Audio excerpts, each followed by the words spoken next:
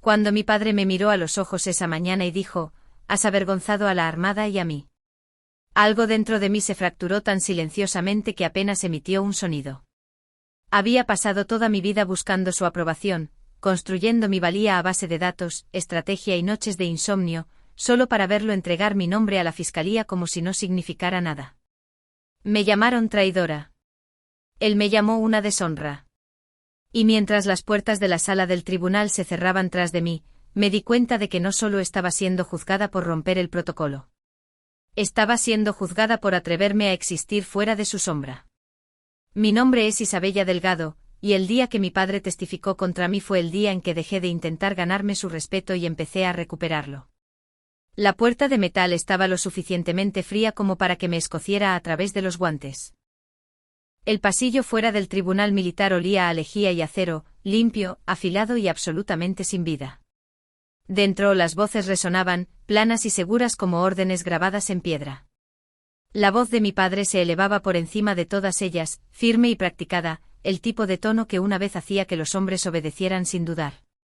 Ni siquiera tu uniforme puede ocultar la vergüenza. Sus palabras atravesaron la pared como si fuera papel. Apreté la carpeta en mis manos hasta que los bordes se clavaron en mis palmas. En la primera página, mi nombre aparecía en negrita sobre la acusación, una acusación escrita como si me hubiera estado esperando todo el tiempo. La teniente Carmen López estaba a unos metros, su rostro pálido bajo la luz fluorescente, los papeles temblándole en las manos. Podía escuchar el ritmo superficial de su respiración. «Creen que se acabó antes de empezar», murmuró. No levanté la vista. No tienen ni idea de lo que hay dentro del sobre. La voz del alguacil rompió el silencio. Capitán Delgado, la corte está ahora en sesión. La puerta se abrió con un silbido, y todas las cabezas se giraron cuando entré. Las filas de uniformes, los reporteros, los rostros severos que una vez saludaron a mi padre. La luz sobre el estrado era cegadora, implacable. Tomé asiento en la mesa de la defensa y coloqué el sobre negro sellado a mi lado. Nadie sabía lo que contenía. Nadie entendía aún que lo que más temían no era mi culpa. Era la verdad que esperaba dentro de ese sobre. Crecí en una casa donde el honor se exhibía como una exposición. Cada pared de nuestra casa en San Fernando estaba cubierta de medallas, fotografías enmarcadas y con decoraciones amarillentas selladas tras un cristal. Mi padre creía que la guerra solo importaba cuando era visible, cuando olía a sal y pólvora, cuando los hombres sangraban por la bandera. Manuel, mi hermano, encajaba perfectamente en esa mitología. La Armada lo elogiaba, los reporteros lo querían, y mi padre lo trataba como el heredero de un legado forjado en acero. Yo era la callada detrás de las pantallas. La hija cuyo campo de batalla vivía en líneas de código cifrado. Para él, yo no era una oficial. Yo era una técnica con uniforme. Todavía recuerdo nuestra última cena de Navidad juntos. Él estaba al frente de la mesa, copa de vino en mano, recontando una de las misiones de entrenamiento de Manuel en alta mar. La familia reía. El orgullo llenaba la habitación como un humo denso. Esperé a que el ruido se desvaneciera antes de decir suavemente, acabo de recibir una condecoración por identificar una brecha en nuestra red de defensa. La neutralizamos antes de que llegara a la base. Mi padre sonrió gentil, despectivo. La guerra no se libra con códigos, Isabella. Se libra con coraje. Su mano tocó la mía, y el gesto se sintió menos como afecto que como un veredicto. Esa noche sus palabras se alojaron en mi pecho como metralla. No me odiaba. Odiaba que yo hubiera redefinido el significado de coraje. 2 años más tarde estaba destinada en la base aérea de Morón, rodeada de servidores zumbantes y el frío resplandor azul de las pantallas de radar. Vigilábamos el muro invisible de la nación, la ciberdefensa, el rastreo de misiles, el pulso de España misma. Esa mañana, una alerta se encendió en mi consola. Una señal desconocida había penetrado nuestra red de satélites. Rastreé las coordenadas, mi estómago se apretó mientras la fuente se resolvía en la pantalla. El submarino de la Armada Española Tramontana, bajo el mando de mi padre. Lo informé inmediatamente. La cadena de mando me ordenó esperar la verificación naval. 40 minutos. Miré la cuenta atrás en mi monitor. 11 minutos antes de un compromiso total del sistema. Esperar significaba silencio. El silencio significaba fracaso. Anular verificación. Ordené. Bypass del comando naval. Bloquear canal. Nadie se movió. Mi equipo me miró fijamente. Luego, sin otra palabra, me siguieron. Las pantallas parpadearon en rojo, luego en verde. La brecha colapsó. Habíamos salvado la red. Por un breve momento creí haber hecho lo correcto. A la mañana siguiente fui suspendida, acusada de incumplir los protocolos de seguridad nacional. Cuando regresé a casa, mi padre me esperaba con su impecable uniforme de gala blanco, los ojos como cristales fríos. Interferiste con las operaciones de la Armada. Las salvé, padre. Me avergonzaste. Esa noche finalmente comprendí la ley de nuestra familia. Salvar vidas no significaba nada. La obediencia era la única virtud que contaba.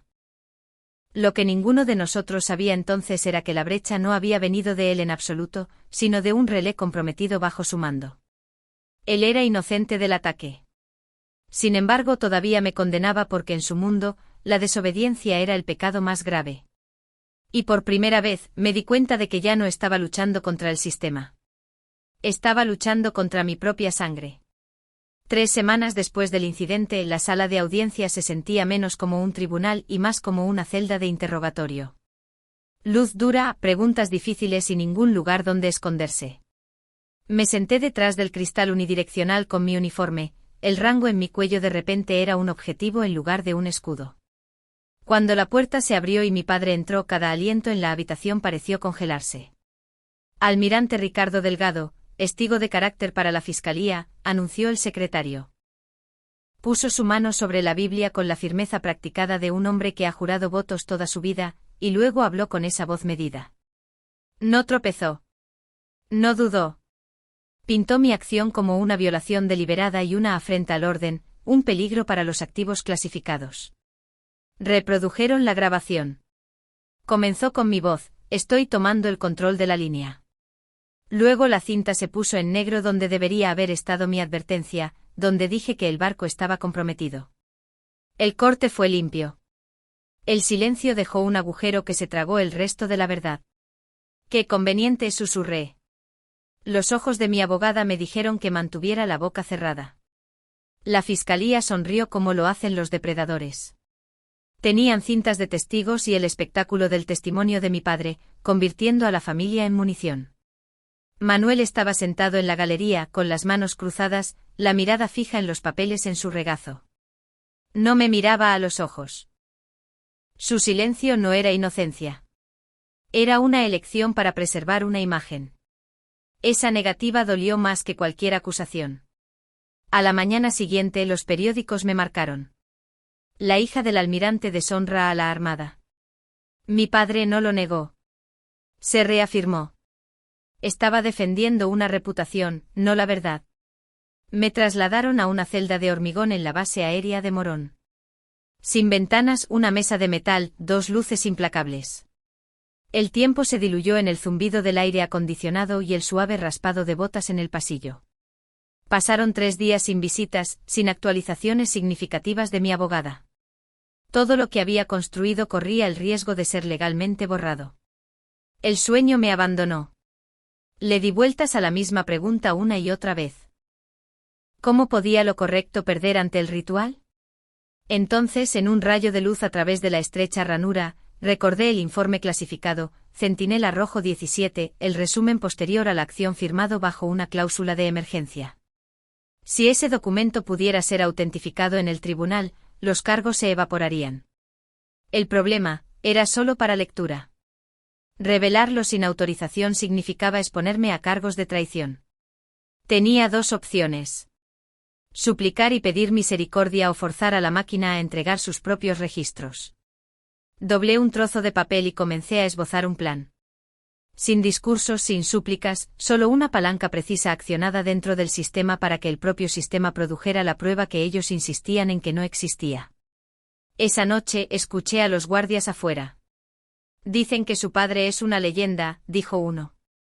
Será eliminada. Dejé que las palabras flotaran mientras sonreía en silencio. En la oscuridad, mi contraataque tomó forma. Encontré a la teniente López en la sala de interrogatorios de abajo, joven, pálida, con los papeles apilados como un muro de papel entre nosotras. Se frotó los ojos y dijo en voz baja: «Están ofreciendo un acuerdo». Baja deshonrosa. Sin tiempo en prisión. No, dije con voz plana y paciente. No lucharemos contra los cargos. Los desmantelaremos. Ella parpadeó. Deslicé una hoja por la mesa y escribí una línea: revisión in camera, regulación 5.4 del Ministerio de Defensa. Ella tartamudeó: «Eso es un procedimiento de sesión cerrada». Empujé el papel hacia atrás. «Preséntalo». «No preguntes quién lo aprobó». Lo presentó. Ella no sabía que pedir una revisión in camera arrastra material clasificado al escrutinio judicial. Obliga al propio departamento a volver a revisar el mismo archivo que habían estado ocultando. Al presentarlo, pusimos en marcha un engranaje dentro de una máquina que prefiere el silencio. 2 días después, llegó el mensaje: solicitud aceptada. Alguien de alto rango había firmado. Mi pecho se relajó. Solo una persona tenía ese poder. La general Elena García había accionado la palanca sin fanfarrias. No me llamó. No necesitaba hacerlo.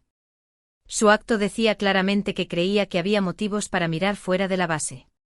La prensa gritó. Una cámara se acercó a mi cara. ¿Hackeó el barco de su padre? Miré más allá del objetivo. No tenía la respuesta que merecían. Esa noche en la celda, escribí en mi cuaderno: construyeron su imperio sobre la ceremonia. Yo lo desmantelaré con el silencio. Luego un guardia me entregó un pequeño sobre negro sellado con el logotipo de la base aérea de Morón. Dentro había una orden: Centinela Rojo 17 transferido a archivo judicial restringido. Había llegado al juez. Por primera vez en meses, respiré sin estremecerme. La marea había comenzado a cambiar. Me llamaron a una pequeña habitación la noche anterior al juicio. Mi padre estaba esperando con su uniforme de gala blanco. No me miró a los ojos cuando dijo: nunca quise que esto llegara a tanto. Entonces, ¿por qué lo hiciste?, pregunté. Avergonzaste a la Armada. Me avergonzaste a mí. Salvé vidas. Desobedeciste. Me ofreció un trato. Declararme culpable. Él intentaría evitarme lo peor de las consecuencias. Puedo salvar lo que queda de tu nombre. Lo miré y dije: mi nombre no necesita ser salvado. La verdad lo hará. Se puso de pie, se ajustó la gorra y se fue. Cuando el guardia puso otro sobre negro sobre la mesa, reconocí el sello rojo. Alto secreto, base aérea de Morón, Centinela Rojo 17. Dentro había un resumen de una página posterior a la acción firmado por la general Elena García. La última línea aplastó a la fiscalía antes de que pudieran hablar. La capitán Isabella Delgado actuó bajo directriz de emergencia con plena autorización. Sonreí, susurré. Llegó. No dormí esa noche. Me senté contra la pared de la celda y no ensayé nada porque mañana el sistema tendría que responder por sí mismo. La sala del Tribunal Militar en Madrid resplandecía bajo luces implacables. El aire olía a cuero, metal y desinfectante. Un perfume frío y estéril de control. Cada asiento estaba ocupado, filas de uniformes, reporteros, observadores silenciosos esperando verme derrumbarme. Frente a mí estaba mi padre con su impecable uniforme de gala blanco, las condecoraciones brillando como pequeñas mentiras. Lo que estaba a punto de suceder no era justicia. Era una ejecución pública de honor. El fiscal, un hombre de cabello gris con una voz lo suficientemente aguda como para cortar, comenzó a pasear. La capitán Isabella Delgado comprometió deliberadamente la seguridad de la Armada. Desafió la cadena de mando, poniendo en peligro los activos nacionales. Esto no es una cuestión de complejidad. Es una cuestión de disciplina. Se detuvo frente a mí, señalando como para inmovilizarme. Es una deshonra para el uniforme que su padre una vez honró. La sala contuvo el aliento. Las cámaras hicieron clic. Las plumas rascaron. Mi mano descansaba sobre el sobre negro sellado a mi lado. No me inmuté. No parpadeé. Cuando su discurso finalmente terminó, el juez asintió. Defensa. Puede proceder. La teniente López se puso de pie, su voz tranquila y casi reverente. Su señoría, la defensa no llama a testigos. Presentamos un documento clasificado para revisión privada. Una ola de ruido se extendió por la sala. Objeción, gritó el fiscal. Esto es una artimaña. La defensa ha terminado. La mano del juez descendió. Objeción denegada. Presente el documento. Me levanté, deslicé el sobre por la mesa. El sello rojo se rompió con un sonido tan agudo que cortó el aire. El juez leyó una vez, luego otra. El cambio en su rostro fue lento, deliberado, el asombro se fundió en admiración y, finalmente, respeto. Dejó el documento, se puso de pie y me enfrentó. Sin una palabra, levantó la mano en un saludo. La sala siguió el reflejo, cada soldado poniéndose en posición de firmes. Mi padre también se puso de pie, su cuerpo obedeciendo la memoria muscular antes de que su mente lo alcanzara. Cuando la comprensión lo golpeó, se congeló a medio saludo, los ojos muy abiertos, los labios ligeramente separados. Por primera vez en mi vida, mi padre parecía pequeño. La voz del juez fue firme. Todos los cargos contra la capitán Delgado son desestimados con extremo perjuicio. Sus acciones fueron autorizadas bajo directiva de emergencia, según la Operación Centinela. Se volvió hacia el fiscal, luego hacia mi padre. Este tribunal ahora inicia un asunto de perjurio en un caso clasificado. El silencio consumió la sala. Nadie se movió. Nadie se atrevió a respirar. No aparté la mirada. Simplemente me encontré con los ojos de mi padre.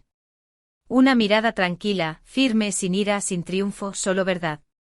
Cuando el juez se retiró y cada hombre uniformado inclinó la cabeza, yo permanecí sentada, con la espalda recta, los ojos al frente.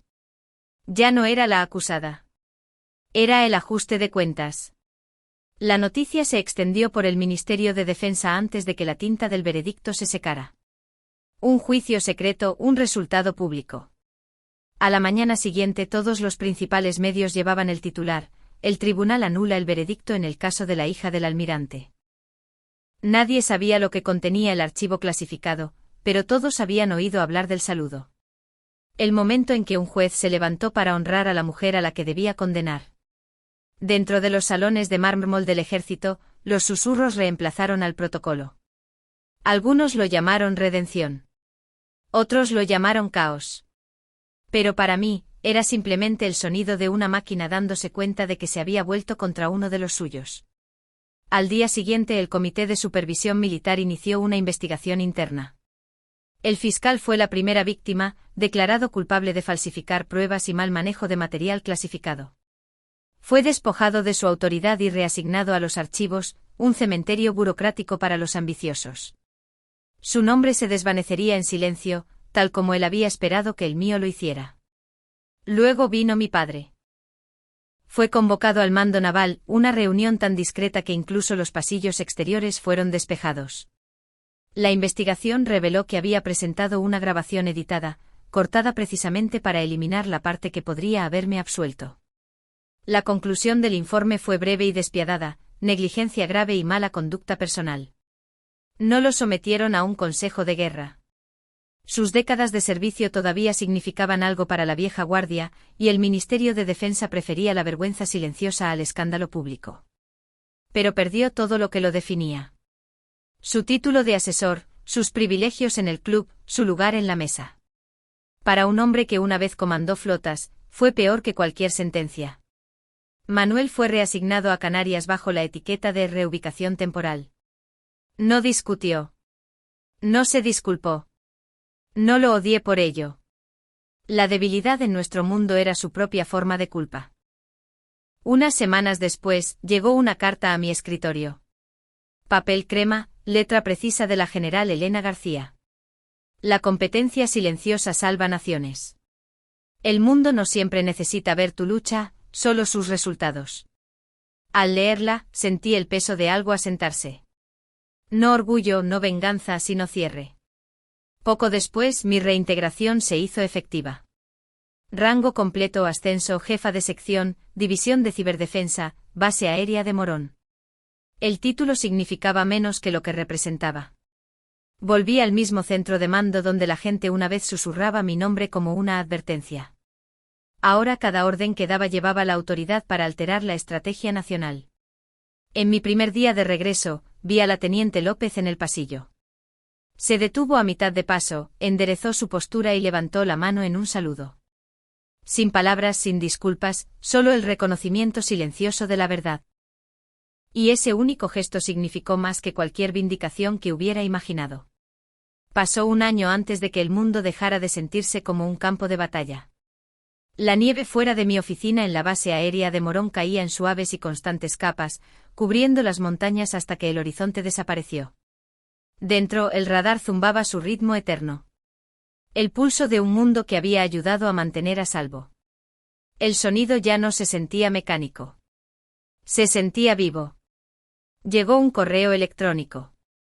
El asunto decía: lo siento. El nombre del remitente me detuvo: Ricardo Delgado y Armada. Lo abrí. La primera línea: hice lo que creí correcto.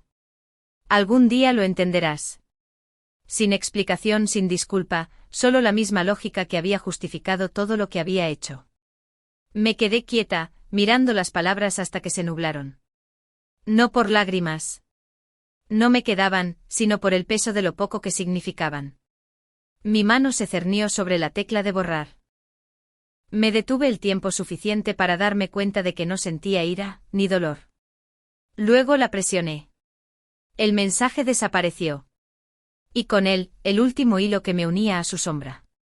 Por primera vez, el silencio no se sintió como una rendición. Se sintió como paz. Me puse de pie, caminé por el pasillo de cristal que daba a un campo blanco. Mi equipo esperaba dentro de la sala de operaciones, una docena de rostros jóvenes que se levantaron de sus escritorios al entrar. Sin una palabra, se pusieron firmes, cada uno levantando un saludo. Ya no se trataba del rango. Se trataba de lo que les enseñé, que el liderazgo podía ser silencioso, decisivo y limpio. Respondí al gesto con la voz uniforme. Mi padre creía que el honor era una medalla en el pecho. Aprendí que es la calma después de una tormenta, cuando ya no necesitas ser comprendida.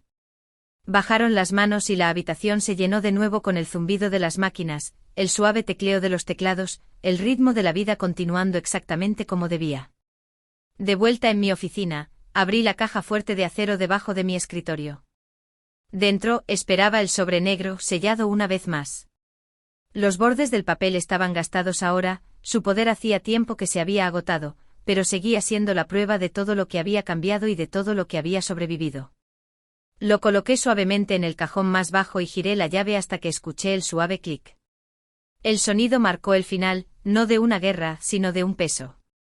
Habían pensado que sería condenada, pero la única sentencia que importó fue el silencio.